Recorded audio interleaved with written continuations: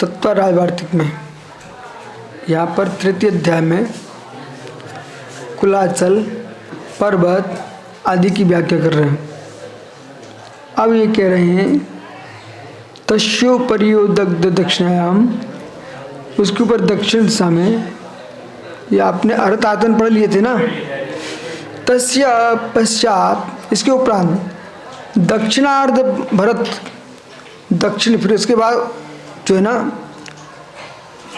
दक्षिणार्ध, दक्षिण अर्ध भरतकूट, उत्तरार्ध भरतकूट, देखो ये कूटों के नाम है, दक्षिणार्ध भरतकूट, ठीक है, और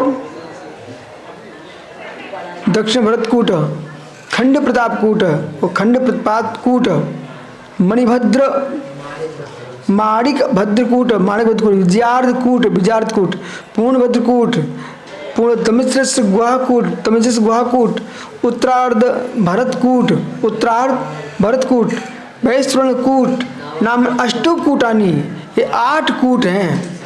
पश्चिम दिशा के दक्षिणार्ध कूट हैं, ठीक है। सिद्धायतन कूट सामोच्छायाम विस्कंबायतनी, और ये फिर जो सिद्धायतन कूट के समान ऊंचे लंबे एवं चौड़े हैं। तेसु उपरि दक्षिणार्ध भरतकूट, भरत क्षेत्र, भरत देव, वृत्त, माल्य देव, मणिभद्र देव। अब ये देखो जितने यक्ष यक्षिणी आदि है ना, तो मणिभद्र यक्ष है, बहुत शक्तिमान है वो मणिभद्र। तो ये मणिभद्र जैसे कि उज्जैन, उज्जैन में जो प्रभाव है ना वो मणिभद्र का है। अरे दिगंबर से तमर से मतलब ही नहीं हमारे लिए इसका।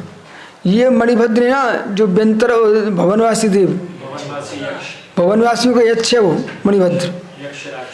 तो उसमें इंद्र और प्रतीन्द्र सुने कि नहीं, तो मणिभद्र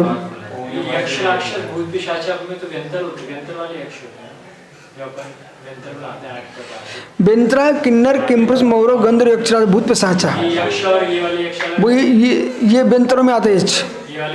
भवनवासियों तो ये व्यंतरों का ही भेद होगा। फिर भवनवासी में सुनो व्यंतर का भेद है ना यक्ष। भवनवासियों में तो भवनवासी में असुर नाग स्वर्ण दीप दिक कुमारा, ये सब कुमार लगे हुए हैं। तो ये यक्ष भवनवासियों में नहीं है, व्यंतरों में है। कौन? और इनको तो धरण भवनवासी है क्या? क्या? हाँ तो नाग कुमार जाति के भवनवासी तो है क्या? अरे ये तो देखो आप सूत्र में देखो, नाग कुमार को सूत्र पड़ेगी भवनवासी में सुरनाग, ये भवनवासी है धर्मेंद्र। देखो एक सामान्य रूप से एक यक्षिणिया, एक संज्ञा और एक जाति के देव। तो यक्ष तो भगवान पारसनाथ का यक्ष धर्मेंद्र ऐसा बोलते हैं, तो वो वास्तव में यक्ष ही नहीं है। उनका यक्ष का नाम तो पार्श यक्ष है। ये तो विशेष भक्त है धर्मेंद्र। ऐसा उनका यक्ष नहीं है, यक्ष तो पार्श यक्ष है।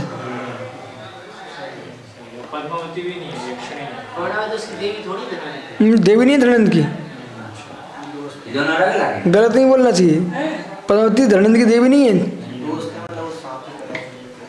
आइए शास्त्र पढ़ना चाहिए। वो तो ये 40 वगैरह तो सामान्य रूप से लिख देते हैं, इनको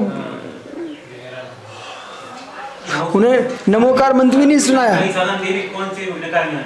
कौन? हाँ?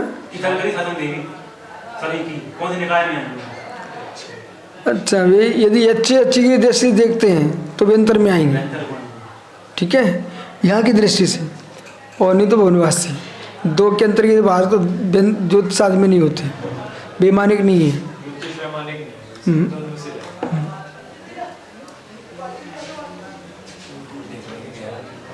हाँ?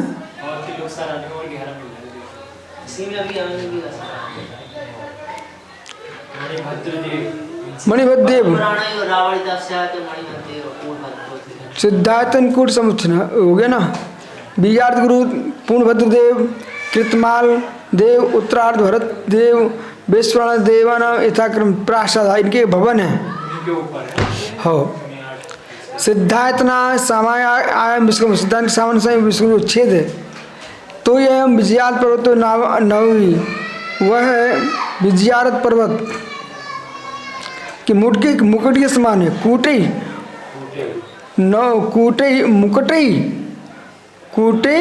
मुकुटई रियो गति गिरिराजत्व प्राप्ति आती।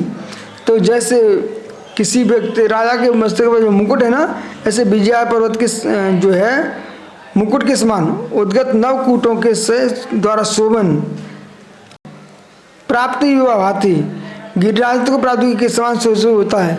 वो विजय पर्वत क्या है, जैसे बहुत बड़ा सम्राट है उसके मुकुट, तो ऐसे ही नाना पर्वतों के सिर का मुकुट जो ना, वो विजयार्थ राजा है।